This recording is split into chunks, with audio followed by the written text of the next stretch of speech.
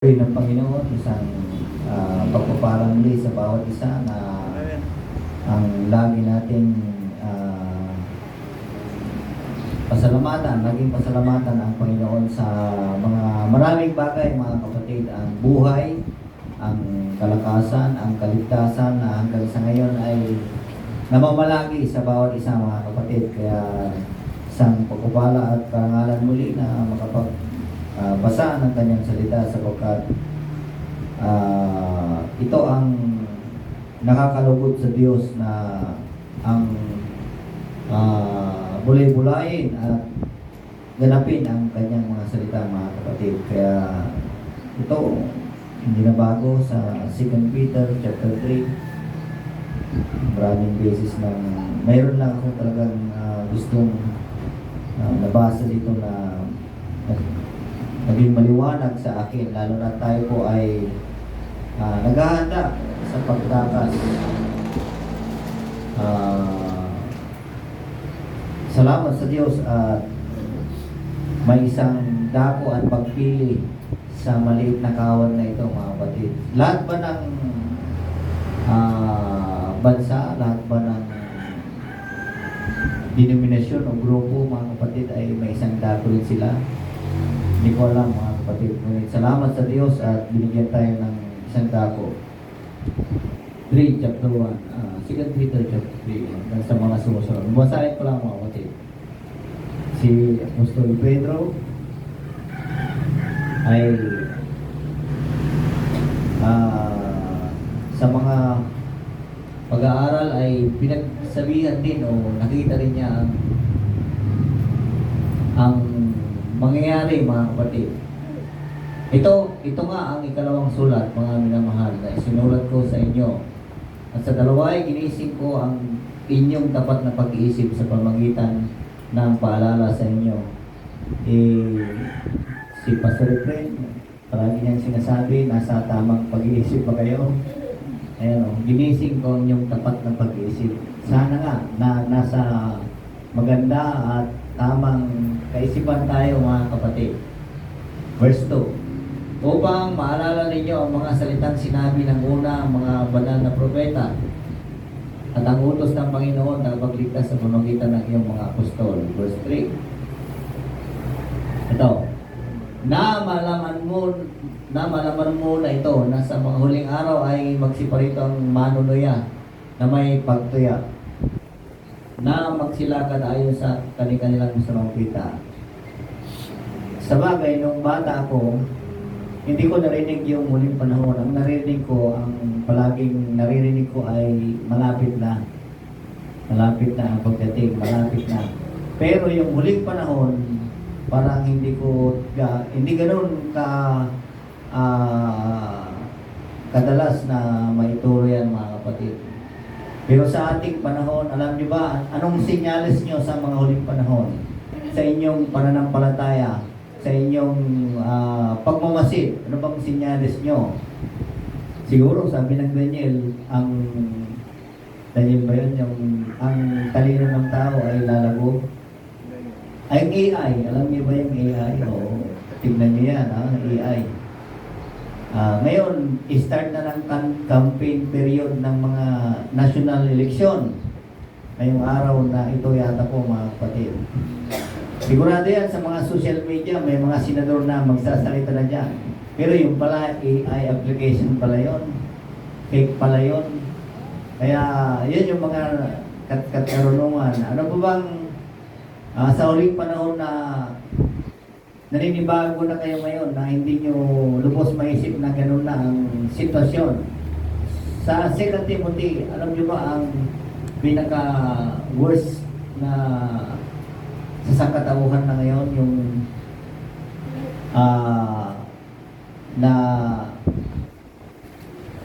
sa uling panahon ay pwede natin masabi na ito na nga.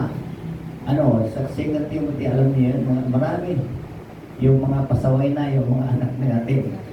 Hindi mo na makontrol. Hindi kagaya namin noon.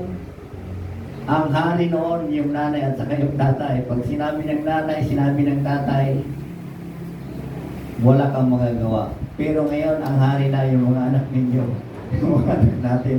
Tama ba? Kung sinabi ng anak, pumunta ako doon. Oo, sabi ng nanay, ay, hindi pwede. Tapos mamaya, sige, maaga ka mag-uwi, ha? Pinayagan din, eh. Wala talaga. Pero sa amin noon, ay, hindi pwede. Wala, tulog kayo, tulog na lang. Mga kapatid.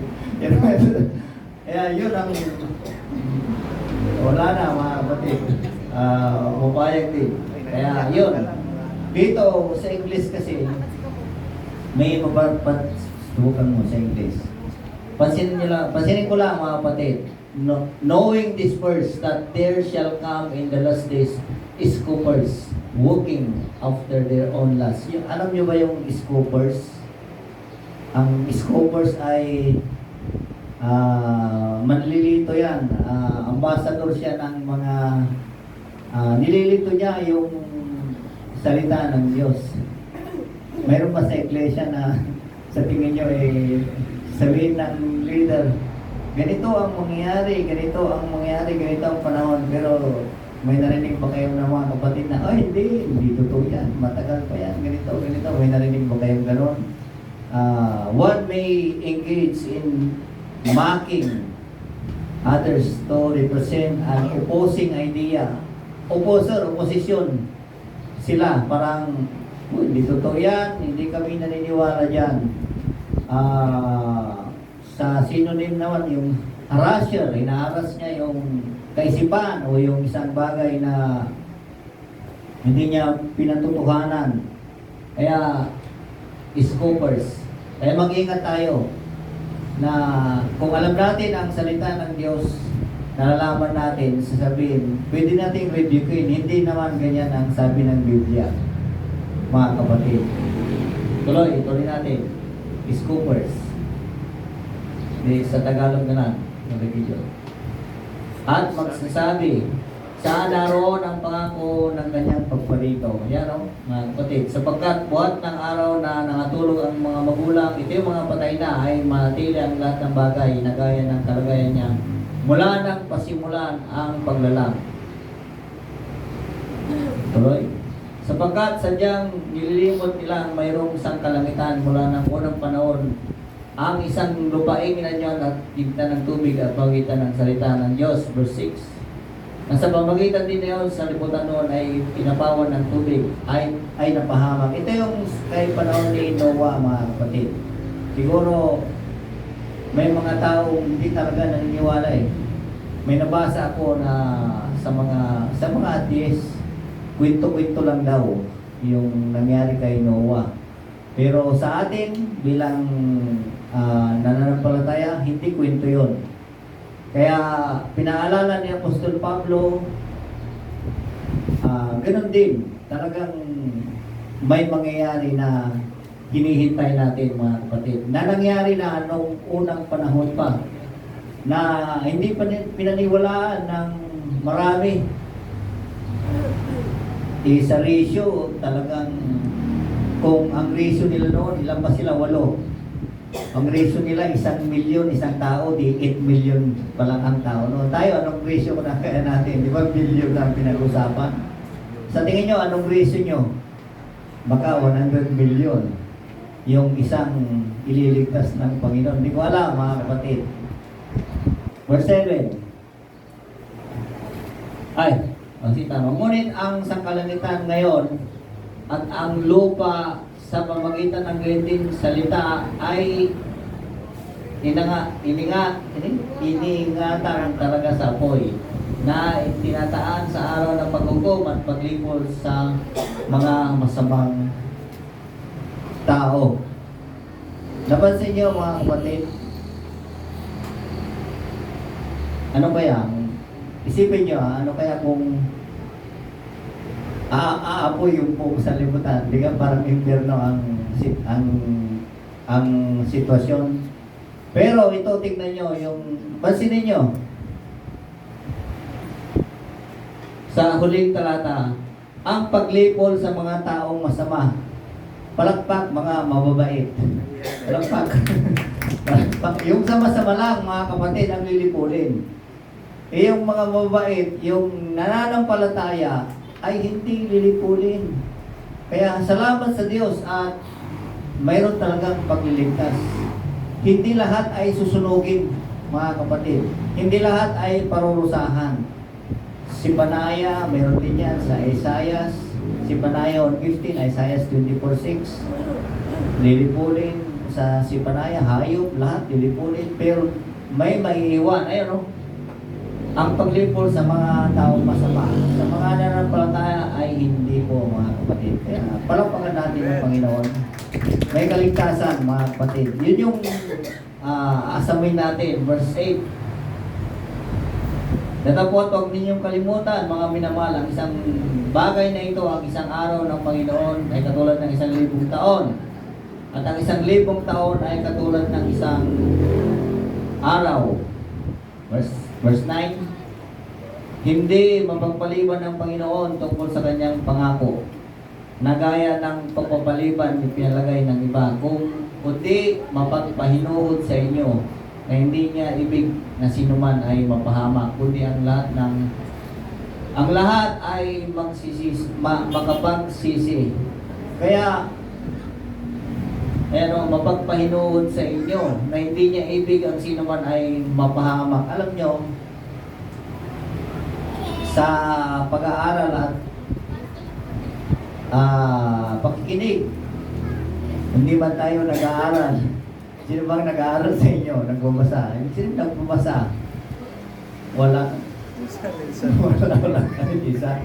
Sa pakikinig na lang, napakapalad natin kasi sa ating panahon ay mapagpahinuhod ang Diyos sa atin. Kung nataon na tayo po ay nasa lumang tipan, malamang baka pati ako patay na rin. Kasi nga yung isang bagay na sinuway mo doon, na hindi ka lang nagsimba, papatayin ka na. Mga kapatid, ang Israel, bagamat sila ay pinakaiibig at hinirang ng Diyos, lahi ng Diyos sa pamamagitan ni Jesucristo, mga kapatid, ay sa kanilang panahon, maraming sumpa, maraming paglipor, maraming pagpatay sa kanila. Kung gagawin ng Diyos sa ating panahon, dahil tayo ay nabubuhay sa pananampalataya, ay baka wala nang natirang Kristiyano. Kasi kung gaano sila maglingkod, mga kapatid, siguro wala sa atin ang may babantay sa kanila. Si Pablo na lang, isa siyang Hudyo. Walang kapantay ang kanyang paglingkod kung ikukumpara mo sa ating panahon. Paluhin ka ba naman ng marami? Ewan ko lang, baka kung ika-isa kang manggagawa, hindi mo na hindi ka na magpapatuloy. Hindi ka mang makakain ng ilang araw, maglakad ka ng 100 milya sa buhay mo, hindi ko lang alam kung magpapatuloy ka pa, mga kapatid. Kaya salamat sa ating Panginoon. Tama lang na sabihin na madali na ang kaligtasan para sa lahat. Tama lang sabihin na napakadali na po ang maligtas ngayon. Hindi kagaya sa kanilang unang mga lingkod ng Diyos, na pag nainis ang Diyos, patay sila kagad. Pag sumuwa yung kalahi nila, patay kaagad. Tayo, mga kapatid, ang pagpapahinuod ng Diyos ay at ang biyaya ng Diyos sa pamagitan ng kanyang habag at awa, kasi nais niyang may maligtas. Kaya purihin natin ang Panginoon, palakpakan natin siya, mga kapatid. Verse 10, datapot darating ang araw, ang Panginoon gaya ng magnanakaw na ang sangkalangitan sa araw na yan ay mapaparang, nakasabay ng malaking ugong, at ang mga bagay sa langit na mapupugnaw matinding init, at ang lupa, ang mga gawang nasa lupa ay pawang masusunog sa Ingles. Yun natin. But the day of the Lord will come. Alam niyo ba yung araw ng Diyos? Yung kaarawan ng Diyos? Galit po yan. Siguro sabi ko kanina, mapagpahinood ang Diyos na sa ating panahon. Pero sa kanyang kaarawan, yan mga kapatid, will come as the thief of the night, in the night, in which the heaven shall pass away with a great noise. Kayang marinig kaya sa buong salibutan ito yung malakas na hugo. Hindi natin alam kung buong mundo maririnig. And the elements shall meet with fervent heat. The earth also and the works of therein shall be burned. Yung elements shall meet with fervent heat. Ano bang bagay ang makakapagtunaw ng sulit na bagay? Sa Tagalog, din mo sa araw ang halimbawa ibalik mo sa Tagalog. Religion. Kung matinding init sa aking sarili, kung ang araw ay makakapagtunaw na ng sulit things, yung elements. Sabi doon kasi, shall melt. Ibig sabihin, yung fervent heat, kayang magtunaw ng bato na parang abo. Hindi siguro mangyari sa ating panahon na ang araw ay gano'n. Di wala nang buhay na tao. Yung bato nga tunaw mas lalo sa tao. Alam niyo ba, sa akin pag-aaral, hindi literal na araw ang tutunaw sa mga bagay. Itong gera na ito mga kapatid Alam niyo ba ang heat ng cremation? 1,000 degree Celsius. Pero hindi pa rin tunaw yung buto. Akala nyo sinasama nila yung buto, hindi naman daw. Sabi nung tito ko, nung namatay yung lolo namin sa Baguio, binukod naman daw yung buto. Hindi natunaw, 1,000 na yun Yung laman lang ang kinuha, pero yung buto, tinatapon yata nila, di ko alam kung saan nila lalagay, yung pangalan nun, cremation. Alam nyo ba kung ilang heat ang makakapagpatunaw ng isang sulit na bagay? It almost 100,000. 0 Celsius. Kasi ang nuclear is almost 300,000 fervent heat. Ganon kainit. Ngayon, nagdidiscovery ang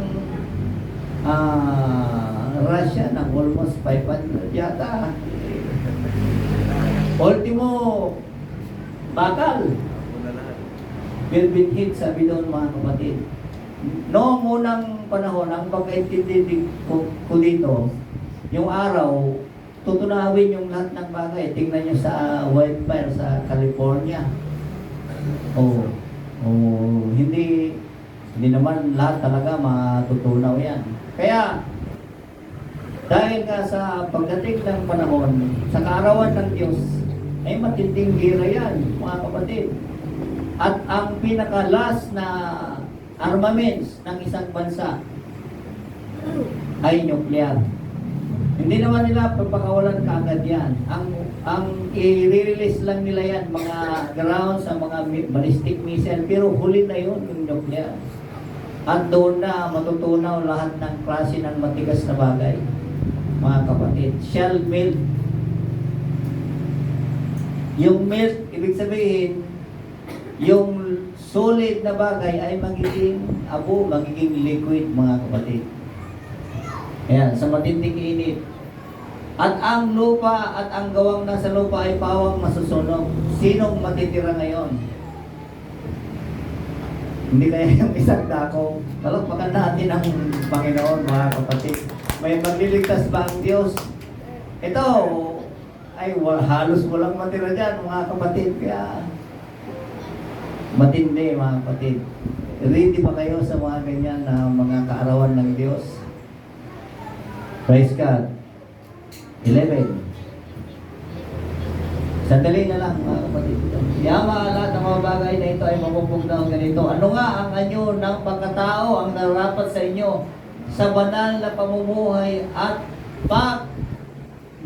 pagkamawain. Verse 12. Na ating inihintay ang pinakananasa ang pagdating ng kaarawan ng Diyos. Na dahil dito ang sangkalangitan na nagniningas ay mapupugnaw at ang mga bagay sa langit ay matutunaw sa matinding init. Heavenly bodies. Hindi kayong Mars, matutunaw din yan. Mga Mercury, hindi ko alam. Kasi sa English, gano'n mga heaven things. Sabi doon. Sa bagay, ang Earth naman kasi nasa heavenly bodies. May nakatira ba sa Mars? Dinidiscover nilang may titira eh. Hindi kaya gano'n para tunawin din sila doon. Hukuman din sila doon mga kapatid. Kasi nga, verse 13. Ayon sa kanyang pangako ay maghintay tayo ng bagong langit at bagong lupa. So ibig sabihin, baka mag-iba yung solar system niya. Kaya pati yung mga nandyan sa sangkalangitan, matutunaw din, hindi ko alam ha. Ang Diyos ang nakakaalam. Tapos magkakaroon ngayon ng regeneration. Yung solar system mag-iiba. Kasi alam niyo ba kung hindi siya mag-iiba, kung sa millennial kingdom, ganito pa rin kainit. Parang sumpa na sa tao yung matinding init sa ating panahon. Ay baka sa millennial kingdom, kung mag-iiba man yung solar system, baka yung araw, hindi na ganun kainit. Parang babalik sa dati siguro na kahit na alas 12 ng tanghali, pwede kang magtrabaho noon. O nung kabataan namin, hindi siya gaanong mainit. Subukan ba magtrabaho ng alas 12 sa bukid ngayon? 9:30 o alas 10, umuwi na yung mga tao. Kaya, yung mapupugnaw lahat ng mga bagay, baka mag-iiba yung mga sitwasyon. Baka, hindi ko alam mga kapatid. Pero nakasulat, nakita ni Apostol Pedro. 13. Ngunit, ayon sa kanyang pangako ay naghintay tayo bago langit yung tahanan ng katwiran. Verse 14. Kaya nga mga minamahal yamang kayo ay magsipaghintay ng mga bagay na ito ay pagsikapan ninyong masumpuan kayo sa kapayapaan. Broad meaning po ito mga kapatid. Alam nyo sa akin yung tinutukoy na kapayapaan dito sa araw ng kaarawan ng Diyos ay ano? Sabi niya nga kaya nga minamahal yamang kayo ay nagsipaghintay ng mga bagay na ito ay pagsikapan yung naghihintay masumpuan kayo sa kapayapaan. Alam nyo, kung darating mang kaarawan ng Diyos, sino, mga kapatid, sinong tao ang wala sa kapayapaan? Kaya, una, yung hindi nila alam ang salita ng Diyos. Amen. Pangalawa, mga kapatid, yung masasama. Bakit? Kung masama, ano bang ibig sabihin ng masama? Alam niyo na yung walang kapayapaan yan. O hindi yung kapayapaan na sa natin nararanasan ngayon. Sa akin ang tinutukoy na kapayapaan, kung mangyari man yung mga bagay na ito, anong sitwasyon, anong kapayapaan ang mayroon sa sanlibutan, mga kapatid. Pangatlo, sa akin lang to, kung wala ka sa isang dako at nangyari yung mga bagay ng gera, sa tingin nyo ba may kapayapaan kayo sa bawat lugar natin, mga kapatid? At kung nandoon kayo sa isang dako, may kapayapaan kayo. Bakit? Una, may pagkain kayo. Ang taong gutom, dito pa lang, wala nang kapayapaan yan. Paniwala kayo sa akin. Yung problema mo, yung pagkain mo sa susunod na araw, wala. Paano ito? Parang wala kang kapayapaan sa sarili mo. Na iniisip mo palagi yung ano-anong mga bagay. Kaya, ipinapaalala sa atin mga kapatid, narinig ko nung mga isang araw, mag-ipon kayo mga kapatid. Baka kahit nasa isang dako, pag nandun kayo, wala kayong pagkain, baka wala din kayong kapayapaan. Pagdating ng may kaguluhan mga kapatid. Oo, bakit? Hindi ko alam kung anong senaryo yung mga pwedeng mangyari. Pero pag may pagkain ka, magbababawa ka lang doon. Ay ka mga kapatid. Sa totoo lang, may kape ka, may asukal ka, hay ang buhay. Maghihintay ka na lang, ay, purihin ang Panginoon, may pagkain kami, okay lang, sige, mag-gira-gira kayo dyan. Ay, wala nang trabaho, puro pahinga na lang kayo, kasi may pagkain ka, mga kapatid. Senaryo lang po ito, pero ito po ang naintindihan ko, mga kapatid. Na walang dungis, walang kapintasan sa paningin niya. Alam niyo, yung kapayapaan, nung unang mga panahon na yan, given na yan, pero ito, humaharap tayo sa sitwasyon na sa panahon ng karawan ng Diyos, mga kapatid. Na-view nyo ba na payapa ka kung sinunod mo yung salita ng Diyos, naghanda ka, tumakas ka kasi wala ka kung saan-saan. Ewan ko lang, baka ang iba sa inyo ay mawala sa sarili, mawala ang pag-iisip, mga kapatid.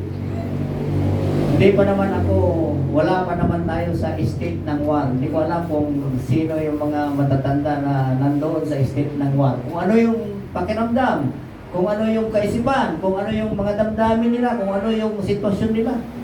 Walang kapayapaan po yun. Sigurado po ako, mga kapatid. Walang kapayapaan. Pero, ang pagtakas, pagliligtas sa isang dako, baka doon lang mayroong kapayapaan. Palakpakan natin ang Panginoon, mga kapatid. Praise God. Verse, ano pa ba? 15. At ang mariin ang pagpapahinod ng ating Panginoon ay pagliligtas. Gaya rin naman ni Pablo na ating minamahal na kapatid na ayon sa karunungan ibinigay sa kanya ay sinulatan kayo. Verse 16.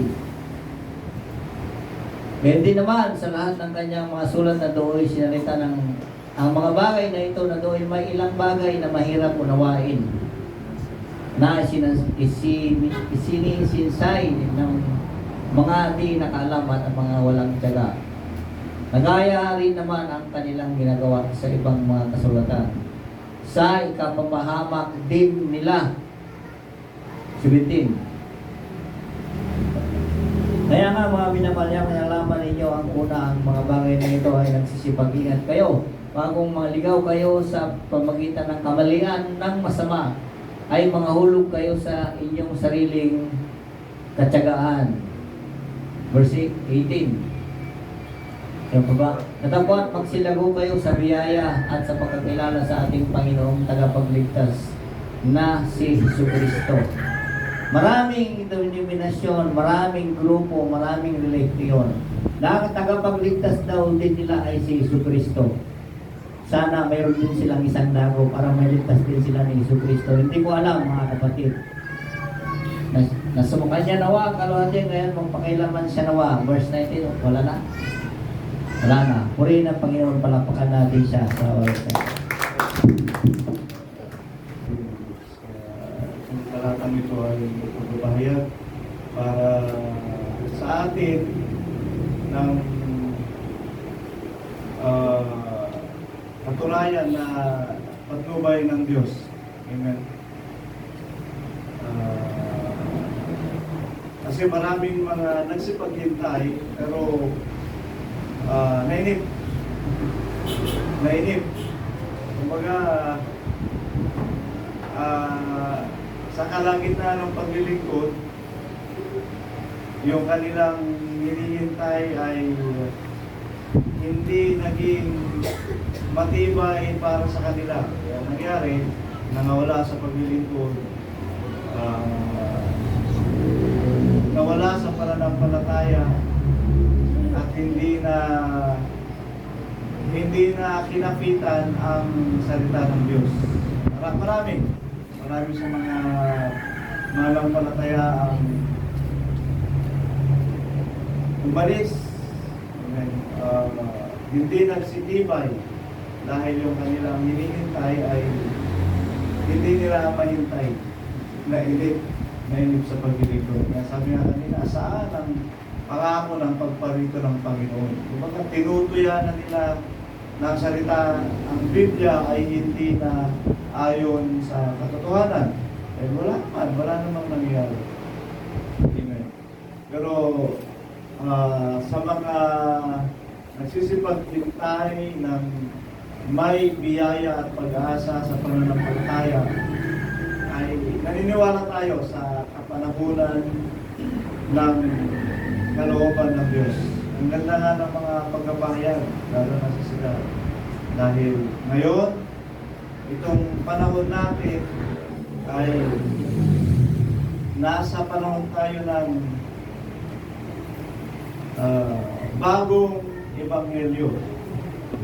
Amen? Bagong ebanghelyo. Ibig sabihin, kasi nga, sa bawat kapanahunan, mayroong ebanghelyong ipinahayag. Mayroong ebanghelyong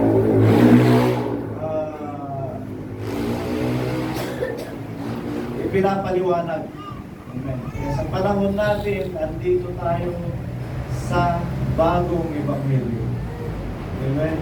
Yan ang mga pagpapahayag ko. Sabi ko na iba, tayo sa panahon natin ay mayroon tayong kasaysayang binubuo. Amen. At ang kasaysayang yun na binubuo natin ay maisusulat sa isang tipan, sa isang aklat. Amen. Ang tinatawag doon ay Book of Remembrance. Kaya sabi niya, pag naisulat ang pangalan mo, napakapalad ka. Pag naisulat, napasama ka ron sa mga ibinibilang ng mga banal na may pangyayon doon, ay napakapalad natin. Amen. Kaya sino tayo? Amen. Kaya sa paglilingkod na ito, sa pananampalatayang nasimulan natin, kapitan lang natin. Amen. Actually, yung mga naunang nagsipaglingkod sa atin ay nagsipagtagumpay hanggang sa kanilang kamatayan ay hinawakan nila ang salita ng Diyos, ang kanilang pananampalataya. Sa atin, ganun din. Saan man tayo abutin ng ating paglilingkod at ng ating pananampalataya, mamatay man tayo bago dumating yung pangako ng Diyos sa kanyang pagparito, tagumpay tayo. Amen? Ngayon, yung inihintay natin, kung dumating sa panahon natin, ganun din. Kung dumating ang Panginoon sa panahon na tayo ay buhay pa at datnan niya tayong buhay, tagumpay din tayo. Amen? Kaya yun ang sinatawag na mamatay pang buhay ay kay Kristo tayo. Amen? Kaya kapit lang tayo sa ating mga pananampalataya. Ngunit nakikita natin, ang kapanahunan sa ngayon ay ito na. Ito na. Kumbaga, yung malapit noon sa ngayon ay malapit na. Mas malapit na kaysa ng mga naunang panahon na ipinahayag sa atin o ipinahayag nila kay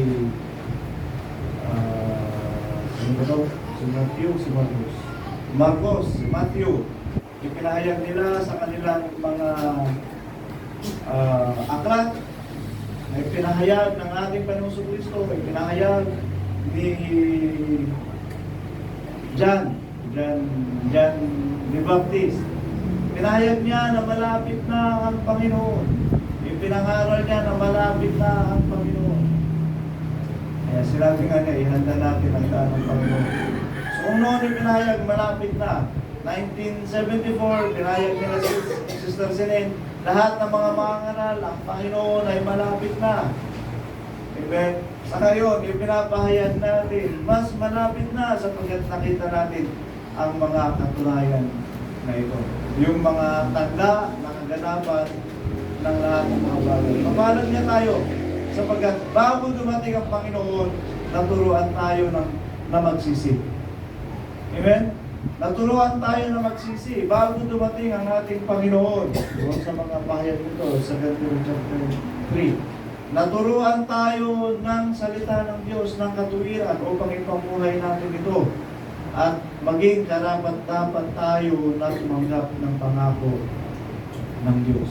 Amen? Kapitan lang natin ang salita ng Diyos sapagkat ang lahat ng mga bagay na ito ay magiging makinabang para sa bawat isa. Amen? Makinabang natin. Unang-una, sa buhay na ito.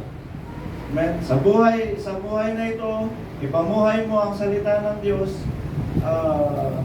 magiging payapa ka, magiging panatag ka. Amen? Magiging panatag tayo. Pamuhay mo ang salita ng Diyos. Kaya, sa paglilingkod sa Panginoon, yung ating mga, kung halimbawa, yung pagparito ng Panginoon ay yun yung nagiging disappointment mo, kumbaga, wala pa naman, sabi nila, andyan na. Amen. Huwag mo muna intindihin yun. Balik ka sa una mong natutunan sa church. Amen. Balikan mo yung una mong natutunan sa church. Amen. Ang alin? Maglingkod ka sa Panginoon, lumapit ka sa Panginoon, lumapit ka sa Kanya, manampalataya ka sa Kanya, at ikaw ay ililigtas. Balik ka doon.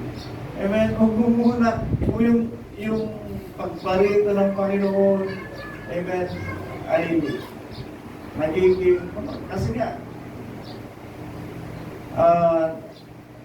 2016, nagsimula na tayong magbilang ng panahon, magbilang ng taon. Tapos, ilang taon na ba? 12 years? 16, 8 years, 25. Magna 9 years na. Amen? Kung disappointment mo, 9 years na, wala pa rin yung sinasabi nila. Amen? Balik ka doon sa una mong pananampalataya. Actually, 9 years ay napaka-exing panahon pala yan sa Diyos. Amen? Kung isang araw sa Panginoon, 1,000 taon sa tao. Yung 9 years napaka-exing panahon lang yan sa Panginoon. Kung sabihin niyang malapit na, ay sa Diyos natin ipagkatiwala ang lahat. Sa Diyos natin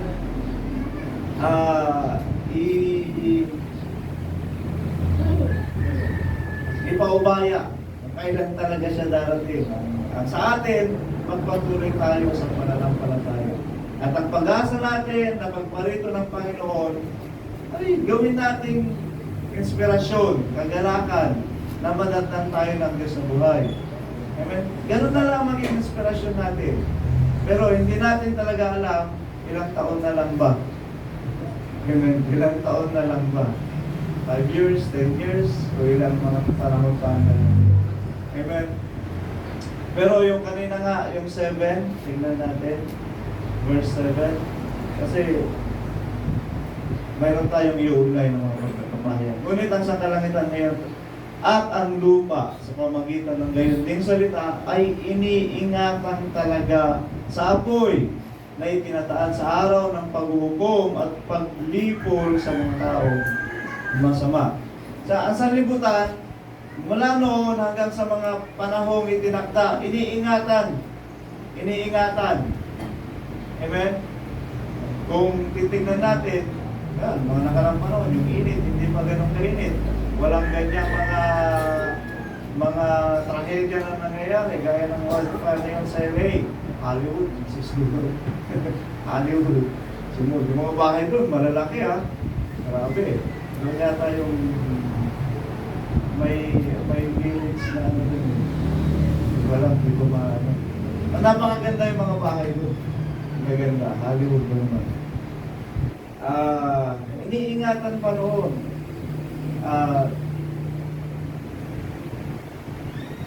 Parang nung nagsimulang masunog yung Amazon forest, taon-taon nagkakaroon na ng wildfire sa mga iba't ibang mga lugar. Taon-taon na nagkakaroon ng wildfire sa iba't ibang lugar. Mula nung nagkaroon ng sunog sa Amazon forest. Sunod-sunod na. Ang baha, ganoon din. Ang Saudi, ang Qatar, ang Dubai, binabaha na. Dati naman, wala naman. Sa atin, lalo na. Kunting ulan, baha na sa ibang mga lugar. Ito ngayon, tingnan natin. Revelation chapter 7. Iniingatan pa dati, wala yun. Pero ngayon, tingnan natin. 1, verse 1. At pagkatapos ito ay nakita ko ang apat na anghel na nakatayo sa apat na sulok ng lupa.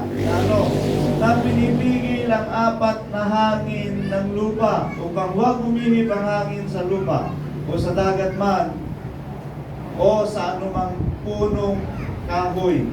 May anghel na parang pinoprotektahan pa ang apat na sulok. Pinipigil ang hangin, pinipigil ang anumang trahedya o kalamidad sa kalikasan.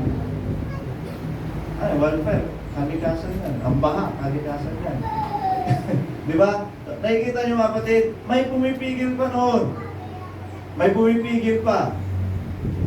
So yung mga natural disaster, yung mga natural calamity, wala pa noon yan. Bakit nga? Dahil may anghel sa apat na sulok ng mundo na pinoprotektahan pa ang hangin o ang atmosphere o ang kapaligiran. Verse 2, tingnan nga natin kung may...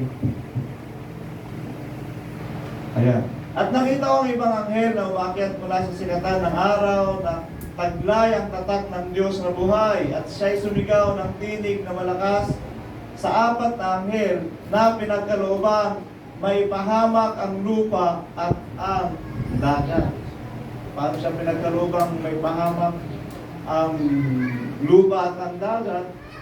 Pabayaan lang ng anghel, andyan na ang mga kalamidad. Verse 3, yan natin. Sabi, huwag ninyong ipahamak ang lupa. Ayun, ito yung una pa, iniingatan pa talaga kahit ang dagat, kahit ang mga punong kahoy, hanggang sa aming matatakan sa kanilang mga loob ang mga alipin ng Diyos. Hanggang sa takdang panahon, yung apat na anghel na yun sa apat na sulok ng mundo, ay nandyan pa yung pag-iingat. Paano darating ang pagkawasak? Pag umalis na yung mga anghel na yun.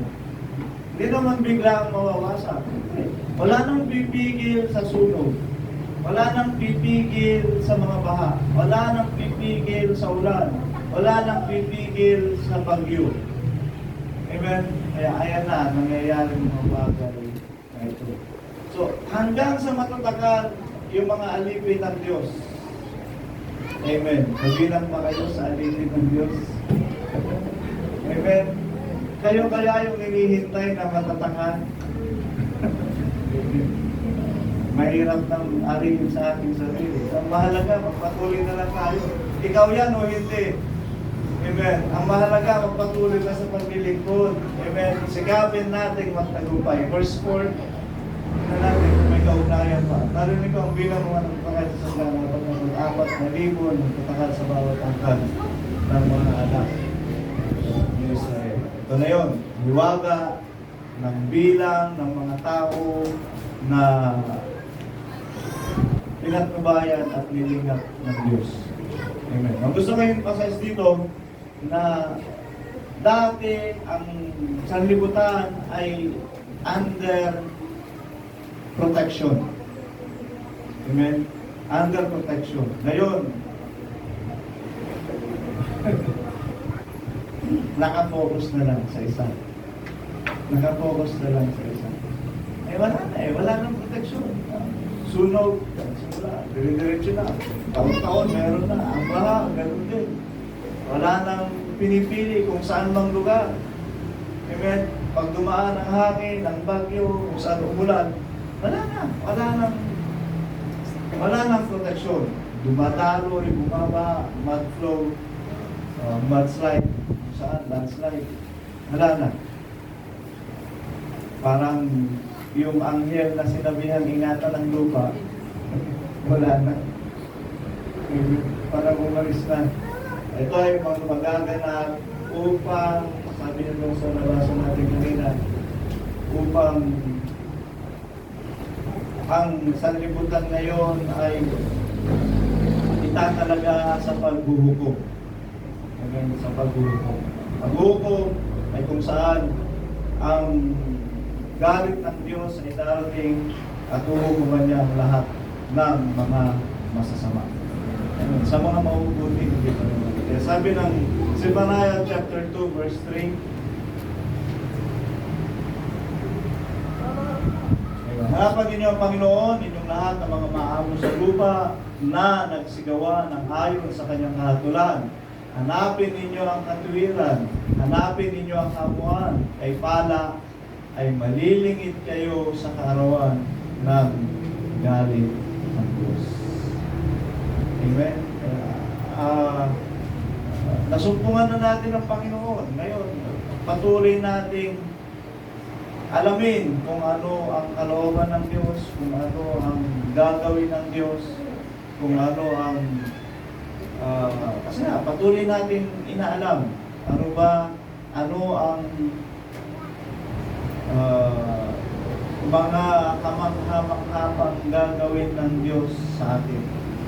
Amen. Kamangha-manghapang gagawin ng Diyos sa atin. Ito, outside sila. Ang ating pananampalataya ay nahubog na at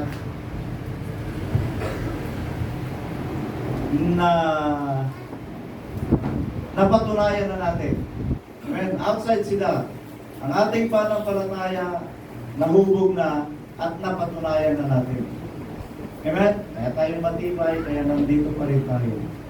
Kung gusto natin na mas marami pang mapatunayan sa salita ng Diyos at sa kalooban at kapangyarihan ng Diyos. Amen. Doon natin makikita. Dahil sa sila, doon na pinangyayari ng Diyos ang kanyang mga pangako. Unti-unti lang naman. Sabi niya, darating pagpapala. Unti-unti, hindi naman biglaan. Pero mawiwitness yun doon. Amen. Yung mga bagay na inaasahan natin sa banal na kasulatan, doon na ang kaganapan. Amen. Doon na ang kaganapan. Doon na pinangyayari ng Diyos ang lahat. Yung inihintay natin na pagliligtas patungkol sa kapighatian, doon gagawin ng Diyos sa kanyang mga lingkod. Amen. Sabi na, pagka nagkagera, lahat ng lugar gutom. Amen. Eh ngayon, pagka lahat nagkagutom, yung bakuran mo napakaliit, wala kang tanim, eh talaga gutom ka na. Pero doon, napakalawak. Amen. Nagkakagulo sa mga syudad. Ay doon, pwede kang umakyat ng bundok, pagtanim. Pwede kang makapit bahay, kape-kape. Hindi pa, kasi nga, malayo sa kabiasnan. Dito nagkakagulo. Kasabihan nga ng mga ibang pastor doon. Kasi doon nga sa 3 hectares, every day mayroong mga workers na grupo ng mga workers na pumupunta na ron para kasi yung itinanim. So siguro ang almost 3 hectares na yung nataniman namin ng kamuting kahoy. Malalaki na, maganda na yung kamuting kahoy. Ngayon, damo-damo na lang yung minimiting na lamang namin siya. Kasi nataon na umulan nung tinanim. Kung maganda lang tanamin. Sabi na, mag-gera na sila dyan. Tayo, may makakain. Ilang hektarya ba naman yun? Tayo, may makakain. Sabi niya, tagutom sila doon. Tayo, may magugulo. O basketball pa. Amen. So, gano'n na mga mangyayari sa mga panahon. Ang lupa ang siyang tutulong sa baba. Ito na. Gano'n na nga ang nangyayari. May mga, yung isang dako, may isang dako din naman si Kibuloy, kaya lang bumagsak na yung kingdom niya. Wala na siya. Nakatulang na siya ng tao. Wala na. Isang dako din nila yun. Kaya lang, hindi nila ma-pinpoint na isang dako. Amen? At hindi rin nila masabi na sa kanila siguro, kalooban ng Diyos sa kanila, kalooban ng Diyos para sa kanila. Pero ang kalooban ng Diyos ay ito. Masaksihan na, maunawaan natin yung isang dako. At nung naunawaan natin yung isang dako, hindi aksidente na naging Sidar ang pangalan. Ano? Hindi aksidente. Hindi rin pinag-aralan ni Pastor Efrenio na maging Sidar ang pangalan. Basta ano lang siya, Bible ka, yun ang lumabas. Eh, nakita natin ngayon sa Biblia. Mayroon palang panukala sa Biblia na isang puno, Sidar pa ang pangalan. pinutol ng Diyos ang talbos at itinanim sa bundok, saan mo makikita ang panukalang yan? Amen? Hindi sila nagpangalan. Sila ba yung nasa panukalan ng Biblia mula sa Ezekiel? Amen? So, nakamangha yung pagkilos ng Diyos sa iglesia nito. Tinawag na sila. Then, later on, sa pagsasaliksik ng Biblia, mayroon pala talagang sila itatanim ng Diyos sa bundok pa, sa tuktok pa ng mga bundok. Amen. 1:17 ng Zephaniah. Yung sandako nila, hindi yung nakapanukala. Yung sila ang nakapanukala.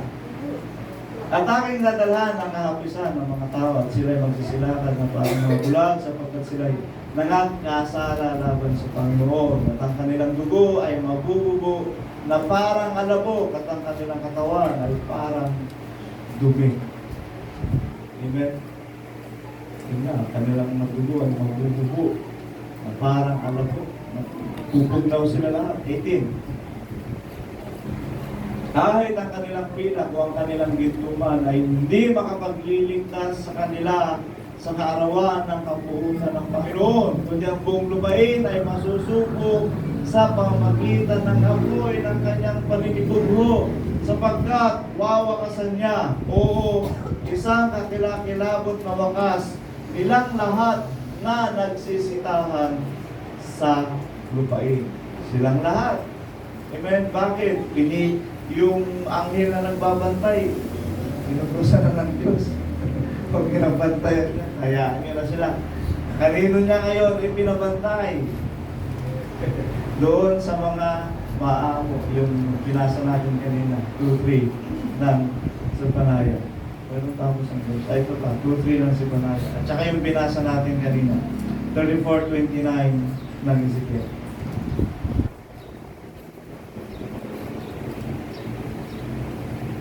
Ezekiel.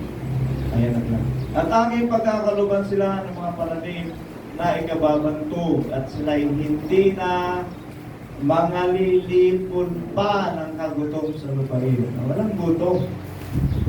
Sila gugutomin. Ang sila hindi. O magtataglay pa man ng kahihiyan sa mga bansa.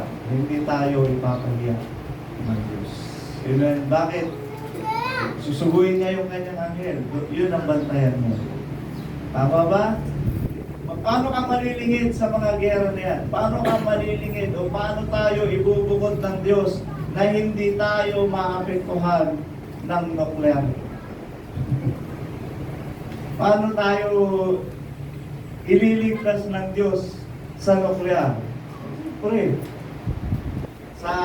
kung sa ano lang, sa paligid lang natin, wala tayong nakayahan. Kahit siguro sabi nga nila, kahit ang basement mo ay kailangan kasi ang basement mo daw napakalalim at ang kapal 6 inches ba?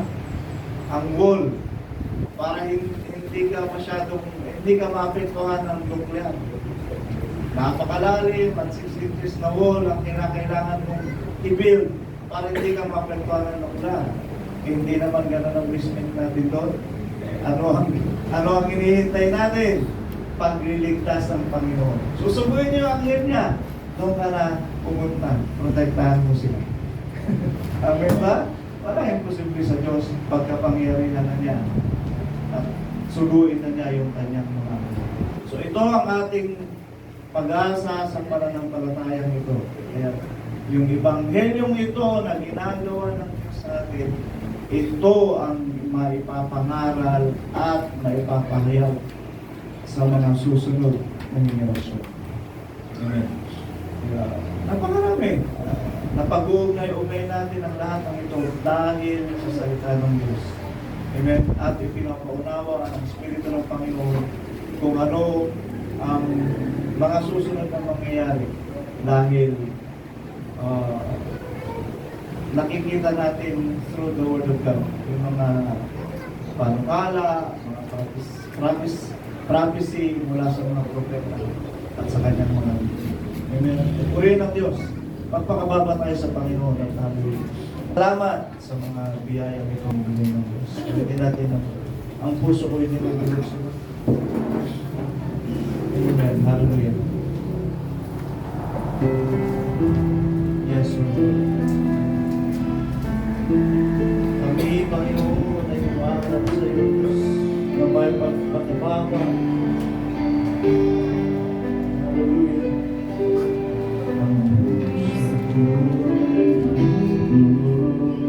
Sa iyo, may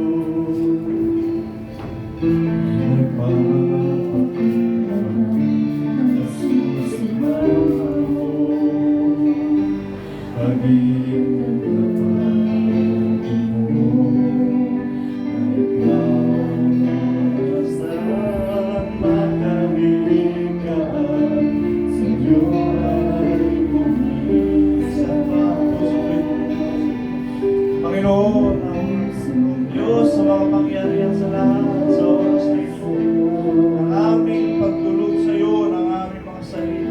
Nagpapakababa kami, O Diyos. Lingapin mo ang bawat isa sa amin. Ano man ang aming mga kakulangan, ano man, O Diyos, ang aming mga kamalian, ay mga kasalanan. Ipagpatawad mo po, Diyos, at gawin mo kami karapat-dapat sa panambahan na ito na aming inihahandog sa iyo. Ang handog namin sa iyo ay maging katanggap-tanggap na mga Panginoon. Ariin mo kami sakdal sa iyong harapan sa pamagitan ng iyong mga salita. Kaya tinutumid kami, O Diyos, ng iyong mga pagpapahayag, ng pagpapakababa, pagpapahayag, O Diyos, ng iyong katuwiran at ng pagsunod sa aming pananampalataya. O Lord, pakasakdalin mo kami sa katotohanan sapagkat ang salita mo ay katotohanan. Make us holy, O Lord. That's what we pray according to thy word. At sa aming mga pagsunod ay pangyayarihin mo rin naman ang mga bagay na ito. O Diyos, siyasatin mo ang aming mga puso at ang aming mga kaisipan. At kung ano man ang masumpungan mo, Panginoon, nawa ito ay maging kalungkuran para sa iyo. Mayroon man kami mga kakulangan, ngunit nakikita mo, Panginoon, ang aming mga pagsisisi upang ang aming mga sarili, O Diyos, ay maging malinis sa pamagitan ng iyong mga salita. O God, sa pamagitan nito, na sa pagsisisi ng bawat isa, ang iyong pagpapatawad ay dumarating at ang paglingap mo ay kasunod ng mga bagay na ito sapagkat gumagawa kami sang-ayon sa iyong katuwiran at sang-ayon, Panginoon, sa iyong kalooban. Kaya, O Diyos, itinataas namin patuloy ang iyong salita, ang iyong pangalan na maluwalhati sapagkat ang iyong pangalan, Panginoon, ay magdadala sa amin ng pananagumpay. Ang iyong pangalan, O Diyos, ay magbibigay sa amin, Panginoon, ng mabuting kawakasan. Kaya, O Diyos, nananahan kami sa aming pananampalataya sa iyo at nananalig kaming lubos sa iyong kapangyarihan na gagawa ito ng mabuti para sa bawat isa, lalong-lalo na sa mga umiibig sa iyo at sa mga nananahan sa katwiran. Kaya, O Diyos, ang bahay purihan na ito ay lukoban mo ng iyong presensya at ang bawat isa sa amin na naririto, Panginoon, ay consume us, O Lord, with your fire. O Diyos, upang anumang bagay na nasa sa amin, Panginoon, ay magkaroon ng kapahayagan sa iyong harapan. O Lord, Panginoon, nakikita mo, Diyos, ang aming pagsunod, ang aming mga sakripisyo, ang aming pagtalima sa iyong salita. Narito kami, O Diyos, Pagpahayagan mo pa ng mga salita mo. At gawan mo pa ng marami pang mga katunayan ayon sa iyong biyaya. At lalong-lalo na, Panginoon, bigyan mo kami ng puso, O Diyos, na matalimahin. Lalong-lalo na sa kalooban mo at sa iyong mga panukala. O Diyos, nangungusap ka ng iyong biyaya, Panginoon, ay naghahayag sa amin ng pagliligtas. Panginoon, salamat po sa lahat ng ito. Ang iyong kagandahang loob at kabutihan mo ay ganun. Kaya kami, O Diyos, ay narito patuloy sapagkat alam namin na ang aming pananampalataya sa iyo ay hindi magpapahiya.